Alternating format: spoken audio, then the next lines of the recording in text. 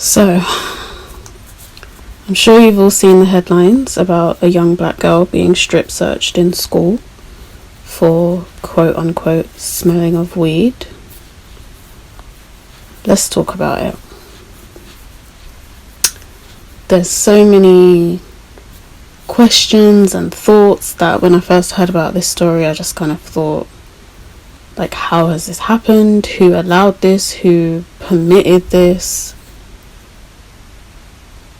There's like literally a million questions going through my mind, and then the more I've heard about the story, it enrages me even more. And I will forever stand by the statement that being black and being a black woman is a trauma in itself. Yes, this girl wasn't a woman, but unfortunately, in a place where she was supposed to feel safe, she was, for some reason, treated as if she was a woman. You have to wonder, okay, the teachers or teacher, whatever, felt like she smelled of weed. They pulled her aside and searched her. So why did it escalate beyond that to the police then being called? And in the process of that, why were her parents or guardians or whatever not contacted and informed of the situation? And then you then have to wonder, was it a male or female officer that strip searched her? I'm going to assume and hope it was a female, but why did this woman not think, hey, this isn't right? This girl, firstly, is a minor. Secondly, even if she was of age, there still should have been someone else in the room just to be a witness to attest that nothing inappropriate was happening. But this girl was failed, and we all know nothing was found.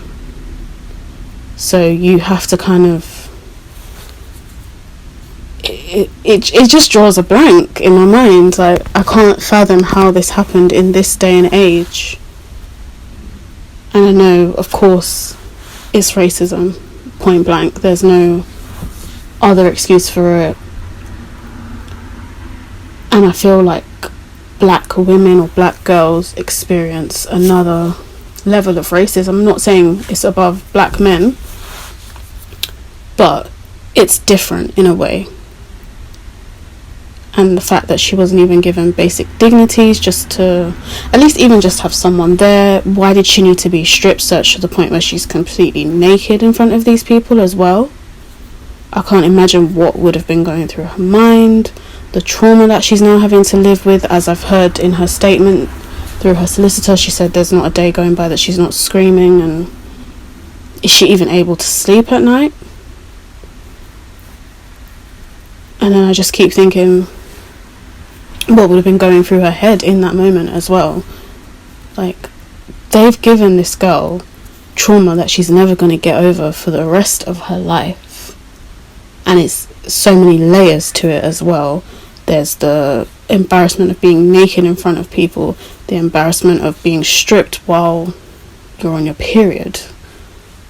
Then on top of that, it's now, she probably already didn't trust the police anyway, but now her first thought is going to be, well, most likely going to be, the police cannot be trusted, which we all think anyway, but now it's going to be heightened for her. And then you just have to think, if something was to happen to her where for whatever reason she wanted to call the police, she probably won't, because she'll think, well, look at what they did to me when I was 15, they're not to be trusted, they'll probably do a lot worse now. I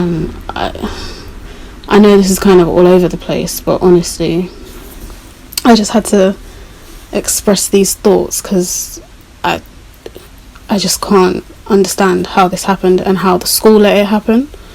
The school, the police system, all the adults that were around her that day have failed her. I don't understand how not one single teacher who was involved or observing the situation didn't say, why is no one with her and why is she even being strip searched if we've already not found anything on her? Personally, I think all the teachers involved should be fired, and it may sound extreme to some people, but I think that school should be shut down, because this has now proven that schools are not safe, especially for black children.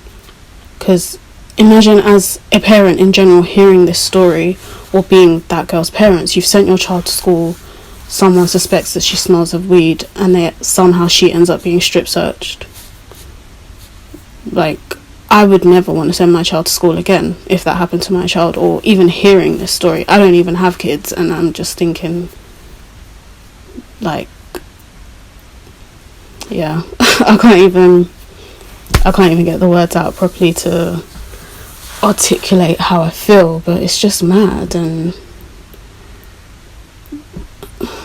people make it seem like when black people say things are racism, and like we're exaggerating or we're making things up, we're reading too much into it. But I guarantee if this had been some little white girl with blonde hair and blue eyes, or just a white girl in general, even an Asian girl, she would not have been stripped naked, especially not without an adult there, or without even informing her family.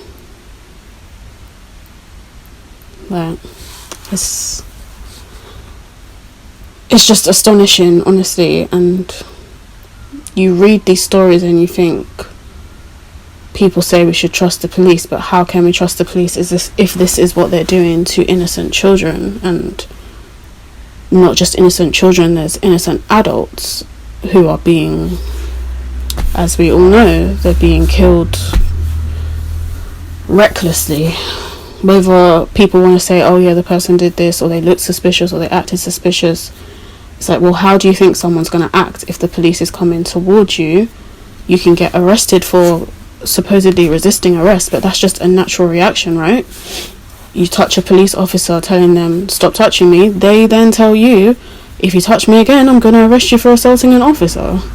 So it's literally like, you have to just be passive. But then how can you? Because your natural instinct is probably going to be to defend yourself. You hear black parents say all the time, they have these conversations with their children in regards to how to act around the police. If the police ever come to you, say this, act like this, so on and so forth. But we shouldn't have to have those conversations. We shouldn't have to have these experiences, because why is it always us? I don't think white parents sit there with their teenage children and say, oh, if you ever get stopped by a police officer, such and such, do this, do that. But I can't even say worldwide, in the Western world, these are the conversations parents are having with their children. Because it's like, now even sending your child to school, you have to worry, are they going to be safe there? Before it was just them going out, like, you know, in their spare time, whatever. But now, to go to school, what conversation are you now going to have with your child? If your teacher does this, if your teacher says that, if they call the police on you, like, how do you even explain that to a child? Especially when the child is innocent. It's different if someone has done something, and I'm not saying a strip search would have been justified if someone has done something, but you kind of know how to have a conversation with someone if you know something may have occurred. But essentially, it's like black parents have to train their children into being that passive person when it comes to the police. But as I said, your natural instinct is going to be to defend yourself, or if someone's trying to arrest you, you're probably going to want to run away, you know. And that's how, in some cases, you'll end up getting shot, or you'll get arrested and charged with resisting arrest, which then goes on your criminal record, when at the end of the day you didn't actually commit a crime. But then there's people out here who are committing crimes and are free to live their life as normal because somehow the system has worked in their favour. Like, this is a very corrupt world, and you just think, going back to the girl, as I said, I can't imagine what would have been going through her head in that moment. The shame she's probably going to feel, even though this is not her fault, she didn't do anything wrong. And I hope people around her are telling her that you didn't do anything wrong, this is not your fault.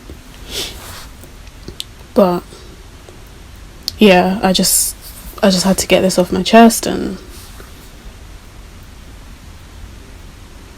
yeah, I just send prayers and good thoughts to the girl and her family. I hope she's got good people around her. And all these people in the comments online saying, oh yeah, she should sue the school. No amount of money or an apology erases trauma. This is one thing I want people to understand. People are always talking about, oh yeah, she should get this amount, someone should get that amount, blah blah blah. All these public apologies. That doesn't change anything. That doesn't get rid of the pain. It doesn't get rid of the hurt. It's not going to stop you maybe having nightmares or feeling depressed.